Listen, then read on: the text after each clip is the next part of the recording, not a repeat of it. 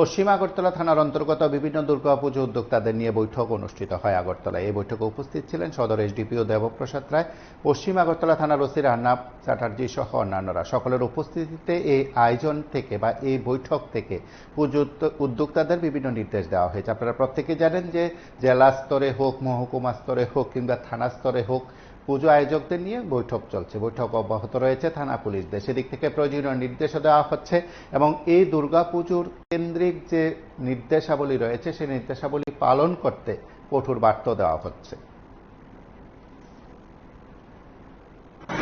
আগামী যে দুর্গাপুজো, এই দুর্গাপুজো আমরা শান্তিপূর্ণভাবে যাতে আমাদের সম্পূর্ণ এলাকাতে আমরা অতিবাহিত করতে পারি, তার জন্য আমরা সকলের সহযোগিতাও চাই। পাশাপাশি সমস্ত ক্লাবগুলি যারা এই পুজোর উদ্যোক্তা, তাদের কাছ থেকে আমরা মতামত নিয়ে নেব।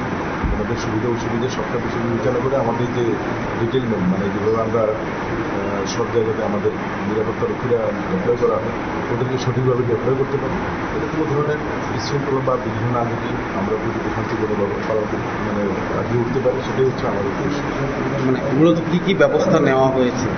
ব্যবস্থা বলতে আমরা সেই পুজোর সময় যেটা হয়, সিসি ক্যামেরা কভারেজ, বিভিন্ন জায়গাতে আমাদের police assistance group plus watch tower এবং ডেভেলপমেন্ট থাকে সবখানে সাদা পোশাকে পুলিশ ডেভেলপমেন্ট করা, সব কিছু মিলিয়ে একটা নিরাপত্তা আমরা সম্পূর্ণ আলোচনা করতে চাই, কারণ মানুষ যাতে নিশ্চিতভাবে পুজো দেখতে পারি সেই দিকে আমরা প্রতিমা নিরঞ্জনে কি কোনো ধরনের বিশেষ ব্যবস্থা নেওয়া হবে? বিশেষ ব্যবস্থা নেওয়া বলতে যেটা হচ্ছে আমরা জানি আপনার গতবার যেভাবে আমরা করেছি, তো কার্নিভ্যালের মাধ্যমেই হবে, তো সিরিয়াল ওয়াইজ সেই মূর্তিগুলি যাবে।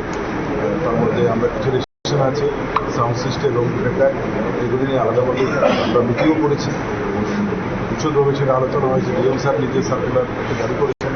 আমরা সব পুজো উদ্যোক্তাদেরকে আমরা সেই বিষয়ে অবহিত করেছি, আজকেও আমরা সেই বিষয়ে অবহিত।